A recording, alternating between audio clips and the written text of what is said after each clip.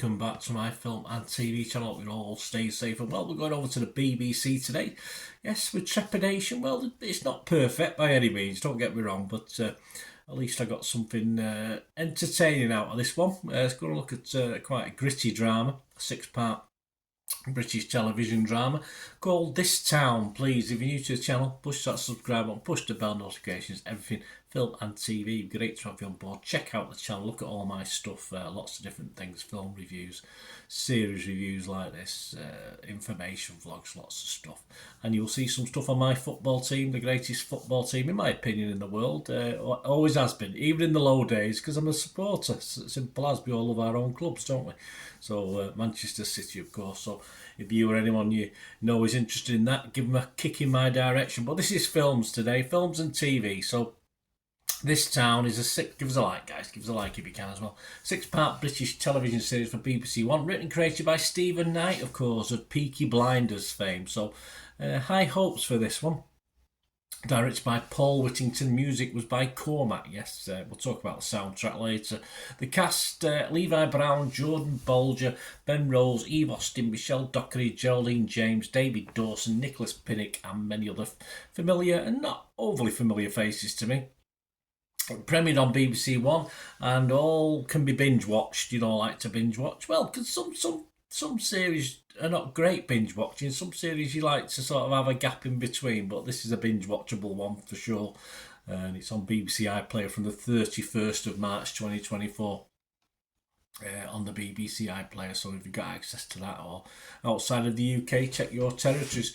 It's about, well, it tells the story of an extended family. It's always good. I like a good family drama, even with the political stuff in it. I like a good family drama in between. And 4 young people who are drawn into an explosive and iconic music scene. This Town tells the story of a band's formation against a backdrop of violence, capturing how creative genius can emerge from a time of madness. Yes. Madness. My thoughts, guys. Well, we get racism and bigotry in the opening scenes in this. Well, it is 1981. Hey, I lived through it, but of course, a working class lad myself, I was probably closeted, but I wasn't totally unaware of what was going on in the world. Just trying to earn money for my family and get on in life. That's what I was trying to do. But the BBC sometimes get it almost right, this one. I say I'm not going to worry too much about certain scenes I didn't enjoy. The action initially flits between riot-torn Coventry, of course, riot-torn Moss Side at the time, and I actually had to physically go through Moss Side to get to work and get back from work in those days, and sectarian-torn Belfast. Though, of course, the Belfast element does fade away in it. But we soon see that it's music that will heal all ills. Of course it will. Well, sort of, anyway. Though it's a hell of a ride getting there, that's for sure. In the meantime, we get a little bit of poetry. It's not my favourite medium, in fairness, but it isn't that bad in small doses, which is what we get. That's the sort of milder elements of this series. A great cast, not many weak links in this. I mean, most British drama, even this sort of thing, can have weak actors, but I think that generally the acting is fine, the lineup is excellent. All right, we won't talk about accents. I mean, it doesn't bother me that particularly unless it's Van Dyke, Mary Poppins levels, and then it probably will. But overall, it doesn't. You know, obviously there'll be some people in Coventry and Birmingham say that's not the right accent, something like that. You know, sorry, my apologies. But I thought it was quite good for me actually. It usually turns into a sort of Asian accent when I do that. But there you go. We have likeable young men and ladies. Leads at least trying to rise above all this mess, and it is a mess, let's be honest about it.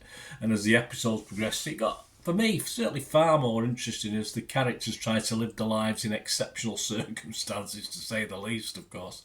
I really like this once it settled down past that first initial shock element, if you like. There's enough shock elements in it, don't get me wrong, but as we followed our mainly flawed characters' lives, young and old, some very good storytelling when it concentrates on the people themselves and how they're trying to get through this and survive. It does, for me, sort of just lessen a little bit over the last couple of episodes. I didn't think the last couple of episodes were as interesting to me and engaging as the first 4 episodes, but it's not a big flaw overall it was good. I enjoyed the soundtrack. As I said, the band itself, you only hear bits and pieces, you hear other music of course, I'm from the 80s. I don't mind some of that music. I quite like it anyway. You know, I was in my 20s in the 80s, so still very much into music, although it's not a big thing in my life now. Uh, so yeah, I enjoy the soundtrack. Well, all right. I'll sort of cringe a bit at the Irish Rebel songs, but that's just. I mean, I do have a quarter Irish myself, but I don't worry too much about that. This is England meets Peaky Blinders, Stephen Knight, of course, with a pinch of Sunday Bloody Sunday. Perhaps you could sort of categorise this series. And I say I don't agree or like all the content, but it's a very good viewing as fictional entertainment of a time that I don't doubt had its problems. Had its problems. We've still got problems now, haven't we? But that's life. That's any country in the world. In fairness, so I'm not going to pick on Britain as such and its associated countries. I don't get political. I just want to be entertained, and this entertained me. It's as simple as that.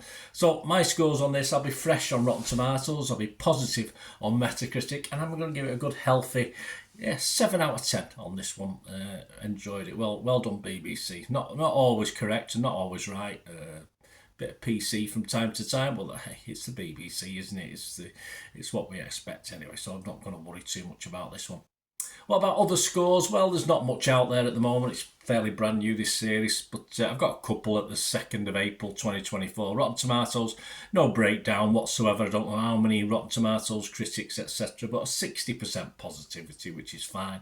But Internet Movie Database, just under 200 scores and reviews left. That's similar to me, really, a little bit higher. This might drop slightly. I can't see it changing too much over time. It's getting a healthy 7.4 out of 10 on Internet Movie Database. So, all well and good. There you go, guys. Yeah, recommended. As I say, don't worry too much about any sort of political correctness with it being a BBC thing. It just comes out in the wash, and it's just thoroughly entertaining to watch.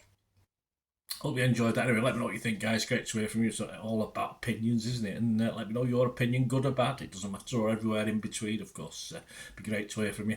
Till we meet again, I only ask one thing, don't I? Please stay safe, everyone. Bye for now.